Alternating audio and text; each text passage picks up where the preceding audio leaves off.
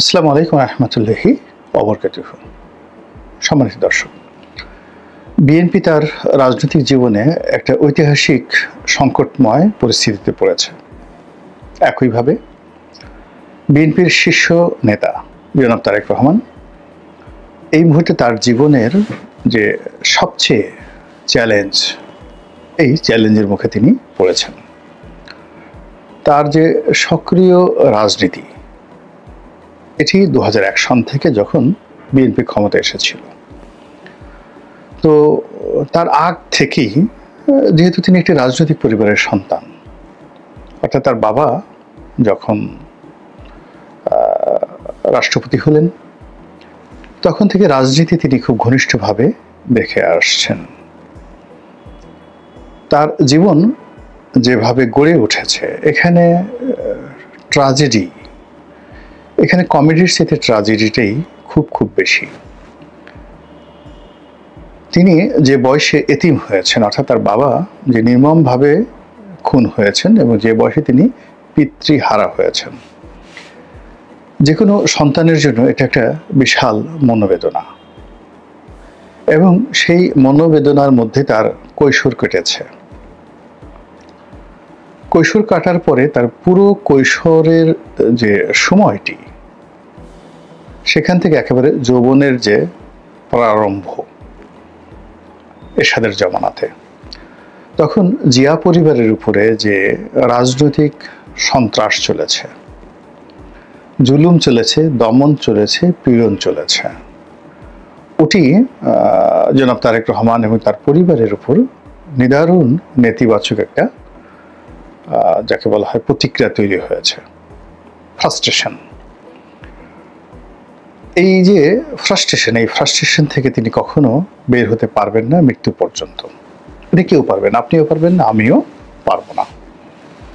এবং এখন পর্যন্ত তার জীবনের যে প্রাপ্তি, এমন কোনো প্রাপ্তি নেই যে প্রাপ্তির কারণে তার যে অতীতের দুঃখ বেদনা, যেটাকে বলা হয় ট্র্যাজেডি, এরর অফ ট্র্যাজেডি, এটাকে তিনি অতিক্রম করতে পারেন, এরকম কোনো ঘটনা ঘটেনি। বিএনপি রাষ্ট্র ক্ষমতায় এসেছে 2 বার, কিন্তু সেই রাষ্ট্র ক্ষমতায় জনাব তারেক রহমানের যে স্যাটিসফ্যাকশন, তার যে তৃপ্তি, তার যে বিস্তৃতি, এটি হওয়ার পরিবর্তে বিএনপির ক্ষমতা গ্রহণ এবং ক্ষমতা হারানো প্রায় সব ক্ষেত্রেই তাকে শারীরিকভাবে, মানসিকভাবে বিপর্যস্ত করে ফেলেছে। 2011 পর থেকে তিনি দেশের বাইরে আছেন, আর 2001 থেকে 2006 পর্যন্ত তিনি বাংলাদেশে ছিলেন। তাকে নিয়ে যে প্রচার, প্রোপাগান্ডা, অপপ্রচার, গল্প, গুজব এবং তার নাম উচ্চারণ করে যে সকল কথাবার্তা বাংলাদেশে রীতিমতো মডিউল হয়ে গেছে, অনেকগুলো বদনাম, অনেকগুলো ট্যাগ, এগুলো বাংলাদেশ উচ্চারণ করার সঙ্গে সঙ্গে চোখের নিমেষে তারেক রহমান সাহেবের নাম ভেসে আসে। এখন এই বিষয়গুলো ওনার জন্য এতটা দুঃখের, এতটা বেদনার, এর কারণ হলো উনি এবং ওনার যারা লোকজন মনে করেন যে ট্যাগগুলো দেয়া হয়েছে সেই ট্যাগের জন্য তিনি দায়ী নন। যেমন হাওয়া ভবন।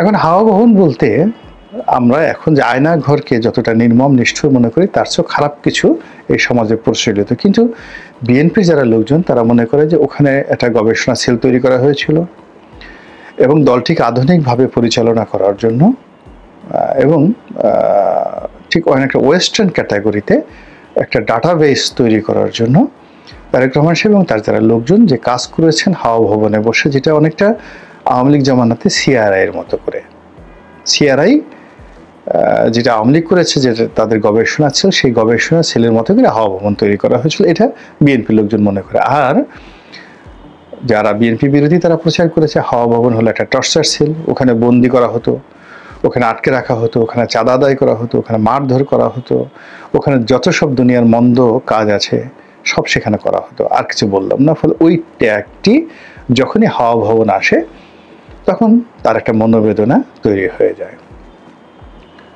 তার আমলে যে এখন তাকে বলা হচ্ছে মিস্টার 10%, আমাদের পাক ভারত উপমহাদেশে দুইজন লোককে মিস্টার 10% বলা হয়। বাংলাদেশে হাওয়া ভবনের এই জনাব তারেক রহমান সাহেবকে, আর একজন হলো পাকিস্তানের আসিফ আলী জারদারিকে, যারা জনাব তারেক রহমানের ঘনিষ্ঠজন। তারা বিশ্বাস করেন যে তারেক রহমান সাহেব এই সকল চাঁদাবাজির সঙ্গে একদম জড়িত নন। তিনি খুবই দিনহীন জীবনযাপন করেন। তার যে পোশাক আশাক খুবই যাকে বলে সাধারণ, হাতে যে ঘড়ি পরেন এটা রোলেক্সের কোনো ঘড়ি নয়। এক একটা ঘড়ি 20 লাখ 50 লাখ, ওবায়দুল কাদের এরকম 50 লাখ টাকা দামের নাকি কয়েক ডজন ঘড়ি ছিল রোলেক্সের, উপহার দিয়েছে। তো তারেক রহমান সাহেবের পরনে হাতে কখনো এরকম রোলেক্স, প্যাটেক ফিলিপ এই ধরনের কোনো দামি ঘড়ি দেখা যায়নি, এবং তিনি যে ঘড়িগুলো পরেন এগুলো খুবই কম দামের। তিনি যে প্যান্টগুলো পরেন এগুলো ডানহিলের নয়, হার্মসের নয়, এগুলো হুগো বসের নয়, গেঞ্জিগুলো এরকম না, খুব সাধারণ জীবনযাপন করেন। তো একটা মানুষ যদি 10% করে টাকা নেন, এত হাজার হাজার কোটি টাকা নেন, টাকার গরম এমন একটা বিষয়, টাকার গরম কেউ লুকাতে পারে না। যৌবন যেমন মানুষ লুকাতে পারে না, নতুন পানিতে যেমন মাছগুলো মানে খুব লাফাতে থাকে, তেমনি মানুষের যখন টাকা হয় তার পোশাক আশাক, তার চাল চলন, কথাবার্তায় সব কিছুতে একটা টাকার ভাবসাব থাকে। শেখ হাসিনার জমানাতে শেখ হাসিনার একটা খুব কথা ছিল যে এখন অনেক এই জমানাতে একটা ফকিন্নির ছেলে মেয়েরাদের টাকা হয়েছে, এখন তাদের টাকা হওয়ার পর বডিগার্ড নিয়ে চলবে, তারপর সে গাড়িতে ভো ভো আওয়াজ লাগাবে, মসজিদে যাবে, সেখানে গিয়েও তারা এই ফুটানি দেখাবে। শেখ হাসিনার কথা, মানে টাকা আসলে গোপন রাখা যায় না। তো তারেক রহমান সাহেবের যে টাকা 10%, যদি একটা সরকার চালায় সব কাজে রাষ্ট্রীয় কর্মে যদি তিনি 10% নিয়ে থাকেন, তাহলে ধরুন 2001 থেকে 2006 পর্যন্ত যত বাজেট হয়েছে তার 10% যোগ করেন, কত হাজার কোটি টাকা হয়। তো সেই টাকাগুলো কোথায় আছে? তো সেই টাকা দিয়ে কেন তিনি হীরামণি মুক্তা জহরত নিজের জন্য, তার কন্যার জন্য, তার স্ত্রীর জন্য কিনলেন না? তো এগুলো তার লোকজন বলেন, এবং তারেক রহমান সাহেব দুঃখ পান যখন তাকে এরকম চাঁদাবাজ বলা হয়, তাকে 10% বলা হয়, মিস্টার 10%, এবং অতীতে বলা হতো, আবারই এখন নতুন করে মিস্টার 10% বলে চরমনায়ের পীর থেকে শুরু করে অন্যান্য যারা আছেন, জামাতের লোকজন আছেন, তারা আবার তাকে মিস্টার 10% বলার চেষ্টা করছেন। এগুলো আসলে তাকে খুব আহত করে। এরপরে তিনি দীর্ঘদিন যাবৎ প্রবাসে আছেন, তার মা জেলে ছিলেন, এই সময়ের মধ্যে তার ভাই মারা গেছেন, এবং কোকুকে তিনি খুবই স্নেহ করতেন, ভীষণ রকম স্নেহ করতেন, অসাধারণ স্নেহ করতেন। তো রাজনীতির এই গ্যাড়াকলে বসে তিনি তার ভাইয়ের যে শেষকৃত্য এটাতে তিনি অংশগ্রহণ করতে পারেননি। তার মায়ের সঙ্গে তার দীর্ঘদিন পরে দেখা সাক্ষাৎ হলো। যে কোনো সন্তান এবং মায়ের সঙ্গে যে একটা অনবদ্য সম্পর্ক থাকে, সেই সম্পর্কটা তারেক রহমান সাহেবের জন্য ট্র্যাজেডি। তো ফলে তার জীবনের প্রাপ্তিটা কি, তিনি কি পেয়েছেন? মধ্যে 11-11 সময় তার সঙ্গে যে নির্মম নিষ্ঠুর আচরণ করা হয়েছে, তাকে কারারুদ্ধ করা হয়েছে, তার উপর জুলুম চলেছে, অত্যাচার চলেছে। বাংলাদেশে যদি তাকে আরো 1000 বছর প্রধানমন্ত্রী বানানো হয়, তিনি থাকেন, কিন্তু ওই যে তাকে ফ্যানের সঙ্গে টানিয়ে যে ছবিগুলো আমরা দেখি, জুলুম করা হয়েছে, নির্যাতন করা হয়েছে, বলা হচ্ছে তার মেরুদণ্ডের হাড় ভেঙে দেওয়া হয়েছে, এবং এটা নিয়ে রাজনৈতিক যারা প্রতিপক্ষ তারা যেভাবে ট্রল করছে, মাজা ভেঙে দিয়েছে, মিলিটারি মাজা ভেঙে দিয়েছে, এই কথাগুলো তার কানে যখন যায় এটা মারাত্মক বেদনা তৈরি করে।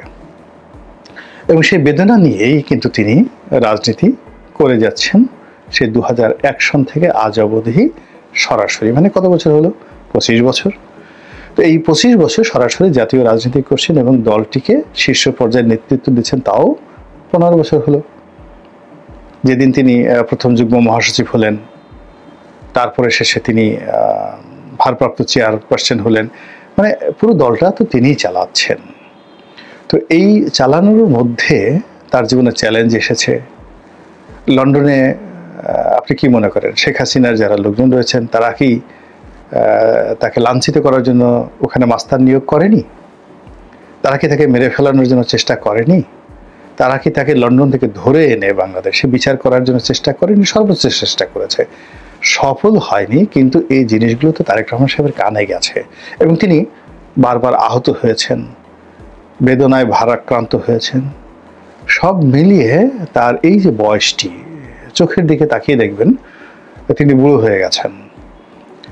তার 10 বছর আগের যে ছবি ছিল ঠিক ওইরকম যে একটা হাস্যোজ্জ্বল গ্লিসারিং ছবি নেই। তিনি আগের মতো ধৈর্য রাখতে পারছেন না। সব মিলিয়ে এই যে 2025 সন, এই 2025 সনের এই জুলাই আগস্টের এই সময়টিতে তার জন্য যে সংকট তৈরি করেছে, সেখানে অতীতের তার জন্মের পর থেকে যে সংকটগুলো, যে পেইনগুলো তাকে বাধা দিচ্ছিল, তাকে কষ্ট দিচ্ছিল, তাকে আহত করছিল, সেই সবগুলো একত্র হয়ে গেছে। মানে যেমন ধরেন একটা পিঁপড়ায় কামড় দিল, একটা মৌমাছি কামড় দিল, এগুলো শরীরের মধ্যে জমা থাকে। যেই একটা সাপে কামড় দেয়, অমনি সমস্ত বিষগুলো একত্র হয়ে মানুষকে আক্রমণ করে বসে। তো তারেক রহমান সাহেবের যে সারা জীবনের বেদনা, কষ্ট,